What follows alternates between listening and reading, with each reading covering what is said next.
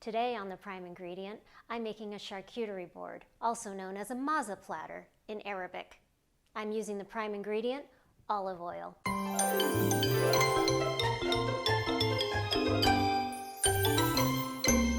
Okay, we're gonna start with the hummus, and it's probably one of the most requested recipes that I make. We're gonna start first by making sure you have a food processor or a blender because it's crucial that you do.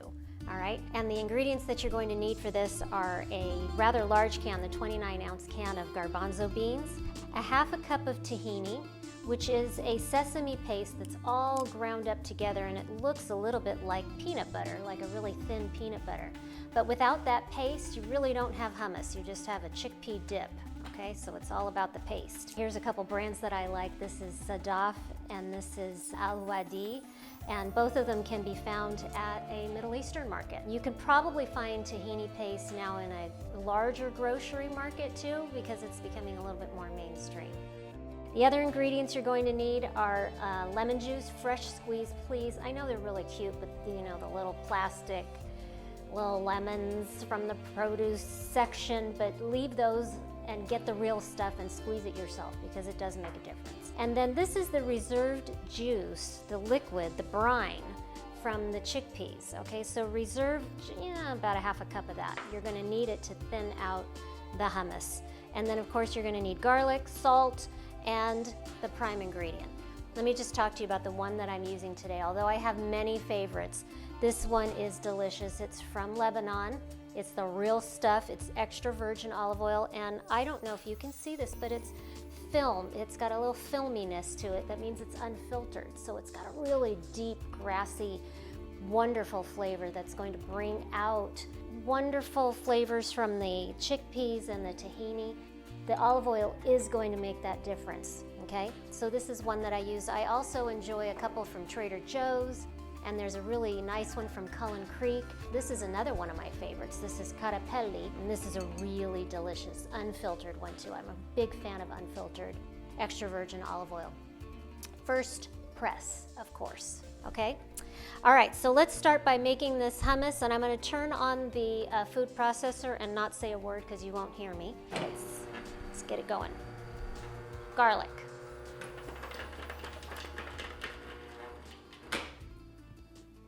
Garbanzo beans, the whole can. Remember, you drained the liquid, so you're left with just the garbanzo beans, and now what you're going to do is add the lemon juice, and it's about 1/4 cup of fresh squeezed lemon juice. Don't be afraid to lemon it because it is delicious. And then I'm going to use maybe just a tablespoon or two of the reserved brine or the liquid from the can of chickpeas, garbanzo beans. And then I'm going to add a really hefty pinch of salt and then a half a cup of tahini. And that just all goes in the food processor at once. And I like to do the garlic first because it flavors not only the garbanzo beans as they go in, but it does give a good mince of it before you start to blend. So put the garlic in as you saw with the motor running. So I'm gonna let this go here, turn it on, and I'm going to add my prime ingredient, the olive oil, as it's blending.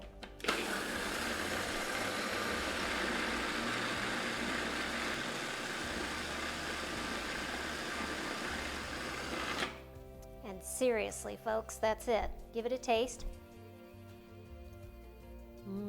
I can taste the grassiness from the olive oil, and it just combines beautifully with the lemon juice.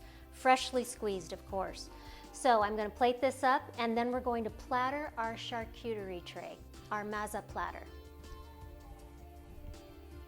Dang, that's good.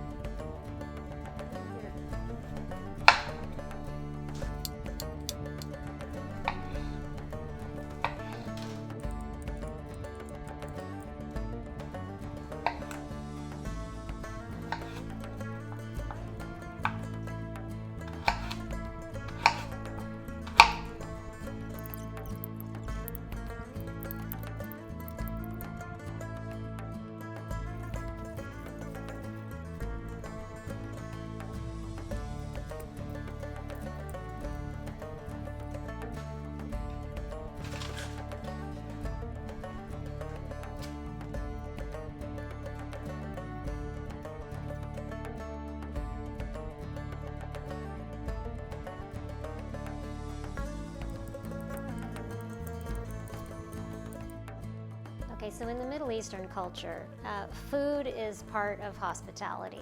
You walk into the door and any good Middle Eastern mother is going to want to feed you. So I don't think that this charcuterie board is going to disappoint. This is a delicious Mezza platter, and I'm going to show you how to set it up.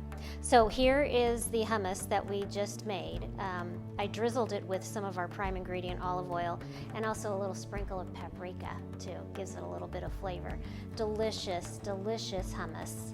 I started here by anchoring the walnuts with the pear here on the board, and I'm going to do another anchor on the other side with dates. These are pitted dates. They're grown on date palm trees. Now what we're going to do is put the cheese. So this is Syrian cheese.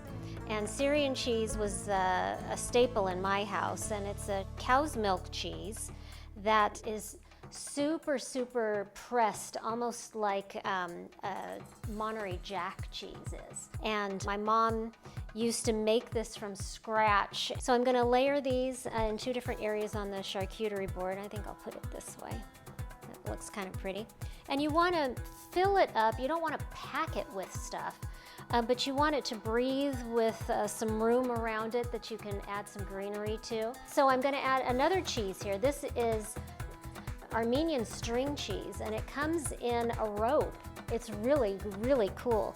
And I'm just going to put a little bit in the center here. And these seeds that are in there are totally edible.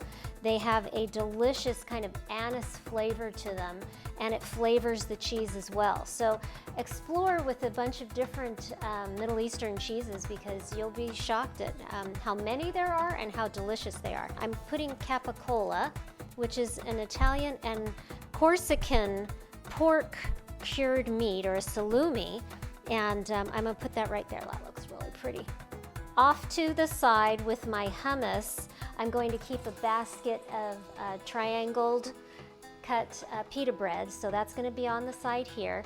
But I'm also going to add some vegetables for those that don't want to have the bread. We can use some vegetables. So here's some cut, really pretty red bell pepper, and some carrots also that are julienne. And I really strongly advise you to peel them yourself, okay? It's time to get back to peeling carrots and making them into carrot sticks.